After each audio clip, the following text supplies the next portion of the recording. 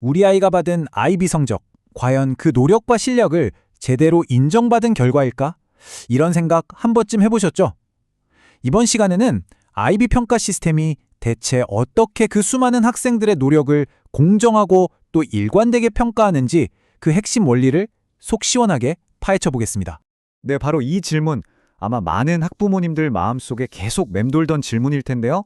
오늘 이 설명을 통해 그 막연했던 불안감을 뚜렷한 확신으로 한번 바꿔드리겠습니다. 자, 좋은 평가의 조건이 뭔지 스포츠 경기에 한번 빗대어 생각해 볼까요?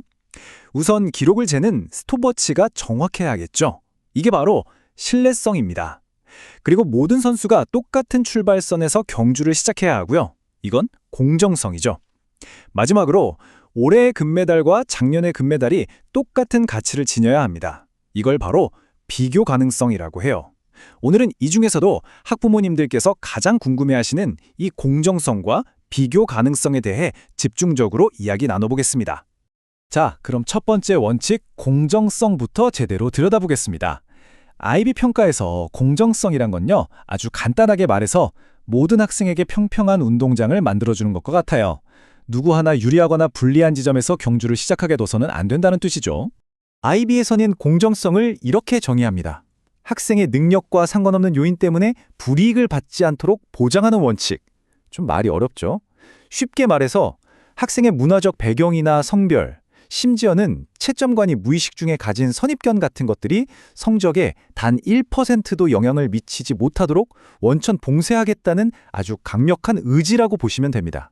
여기서 우리가 꼭 짚고 넘어가야 할 개념이 하나 있습니다. 바로 평등과 형평성의 차이인데요. 이 그림을 한번 보시죠. 모든 선수에게 똑같은 사이즈의 신발을 나눠주는 건 평등일 수 있어요. 하지만 발 크기가 다른 선수들에겐 이게 공정한가요? 아니죠. 형평성은 각 선수의 발에 딱 맞는 신발을 줘서 모두가 자신의 실력을 100% 발휘할 동등한 기회를 주는 겁니다. IB가 추구하는 가치는 바로 이 후자, 기회의 형평성입니다. 그렇다면 IB는 이 기회의 형평성을 어떻게 실현할까요? 크게 세 가지 핵심 장치가 있습니다. 첫째, 익명 채점입니다. 채점관은 학생의 이름, 학교, 국적, 그 어떤 정보도 볼 수 없어요. 마치 심판이 선수의 이름표를 아예 못 보게 가려버리는 것과 같죠. 오직 답안의 퀄리티만으로 평가하게 됩니다. 둘째, 특별 고려 제도입니다. 시험날 갑자기 몸이 너무 아프거나 예기치 못한 사고를 당하는 것처럼 학생이 컨트롤할 수 없는 일이 생겼을 때 이걸 평가에 반영해서 불이익을 줄여주는 제도예요. 마지막으로 보편적 설계라는 게 있는데요. 이건 아예 시험 문제를 만들 때부터 특정 문화권 학생에게만 유리한 질문은 빼고 시력이 안 좋은 학생을 위해 글자 크기를 조절할 수 있게 하는 등 잠재적인 장애물들을 미리 싹 치워버리는 접근 방식입니다. 자, 이렇게 출발선이 공평해졌다면 그 다음은 뭘까요? 바로 두 번째 핵심 원칙, 비교 가능성입니다. 이건 올해 금메달과 작년 금메달이 똑같은 순금액 가치를 갖도록 보장하는 것과 같아요. 이게 실제 평가에선 어떤 의미를 가질까요? 예를 들어 작년에 스페인에서 IB 물리 과목 5점을 받은 학생이랑 올해 한국에서 5점을 받은 학생의 학업 성취 수준이 똑같다고 인정받아야 한다는 뜻입니다. 바로 이런 일관성이 있기 때문에 전 세계 대학과 기업들이 언제 어디서 받은 IB 점수든 믿고 인정해주는 겁니다. IB는 이 절대적인 비교 가능성을 지키기 위해 아주 정교한 두 가지 도구를 사용합니다.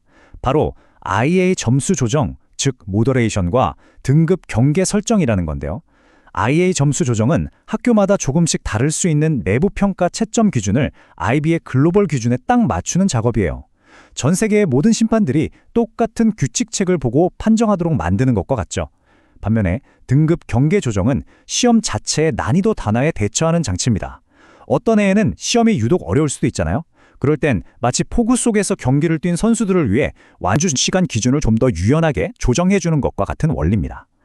이 그래프를 보시면 그 원리가 확 와닿으실 거예요. 여기 가운데 볼록한 종 모양 곡선이 학생들 점수 분포라고 한번 상상해 보세요. 만약에 시험이 너무 어려워서 학생들 점수가 전체적으로 낮아졌다면 저 왼쪽 초록색 곡선처럼 되겠죠? 그러면 IB는 7점을 받는 결승선을 왼쪽으로 살짝 옮겨줍니다. 반대로 시험이 쉬웠다면 오른쪽 붉은색 곡선처럼 되겠죠? 그럼 결승선을 오른쪽으로 옮기는 거고요. 여기서 핵심은 이거예요. 결승선 자체가 어디에 있느냐가 중요한 게 아니라 그 결승선을 통과한 학생들의 실력 수준을 매년 똑같이 유지하는 것. 이게 바로 등급 경계 조정의 진짜 목표입니다. 자, 지금까지 좀 복잡한 통계 원리까지 말씀드렸는데요. 그래서 이게 우리 아이한테 대체 뭐가 중요하다는 거지? 싶으시죠? 바로 이겁니다. 이게 핵심이에요. 아이비가 이렇게까지 공정성과 비교 가능성에 집착하는 이유. 이런 정교한 노력들 덕분에 우리 아이의 아이비 성적표가 전 세계 어느 대학, 어느 기업에 내놔도 그 가치를 의심받지 않는 일종의 글로벌 품질 보증서가 되는 겁니다. 그런데 요즘은 시험도 다 온라인으로 바뀌고 있잖아요. 과연 이런 철두철미한 원칙들이 이 디지털 세상에서도 잘 지켜질 수 있을까요? 이 부분도 한번 짚어봐야겠죠. 네, 디지털 평가는 새로운 가능성을 열어주지만 동시에 새로운 숙제도 안겨줍니다. 아이비는 여기에 다각도로 대응하고 있는데요. 우선 화면을 읽어주는 프로그램이나 글꼴 조정 기능 같은 걸 제공해서 접근성을 높이고요. 또 정교한 통계 기법으로 온라인 시험과 종이 시험의 난이도가 다르지 않게 계속 보정 작업을 합니다. 그리고 인터넷 환경이 좋지 않은 학생들을 위해 여전히 오프라인 시험이라는 선택지를 남겨둬서 기술 격차 때문에 불이익 받는 일이 없도록 하고요. 마지막으로 훨씬 강화된 보안 시스템으로 디지털 환경에서 일어날 수 있는 부정행위를 막고 있습니다. 자, 이제 오늘 이야기에서 가장 중요한 시간입니다. 이 모든 지식을 바탕으로 우리 학부모님들께서 자녀를 위해 실제로 무엇을 할 수 있는지 구체적인 행동 지침, 일종의 도구 상자를 열어드리겠습니다. 이 세 가지는 꼭 기억해 두셨다가 필요할 때 우리 아이의 권리를 지켜주는 무기로 사용하세요. 첫째, 만약 학교에서 받은 교내 수행평가, 즉 IA 점수가 최종 성적표에서 좀 다르게 나왔다면 주저하지 마시고 학교에 모더레이션 결과 보고서를 요청해서 그 조정 과정을 투명하게 확인해 볼 수 있습니다. 둘째, 시험 기간에 아이가 심하게 아팠다거나 성적에 영향을 줄 만한 특별한 일이 있었다면 반드시 진단서 같은 증빙 서류를 갖춰서 특별 고려를 신청해야 합니다. 이건 학생의 당연한 권리예요. 그리고 마지막으로 가장 중요한 것, 이 모든 복잡한 과정들이 결국 우리 아이의 노력을 정당하게 평가하기 위한 장치라는 걸 설명해주면서 아이를 안심시키고 격려해주는 것, 바로 학부모님의 역할입니다. 결국 아이비가 말하는 공정한 평가는요, 단순한 점수 매기기 그 이상입니다.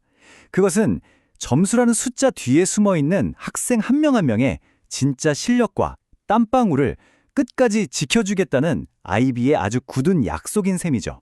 오늘 우리는 아이비 평가라는 거대한 시스템의 왜에 해당하는, 즉 공정성과 비교 가능성이라는 그 근본 원리를 살펴봤습니다.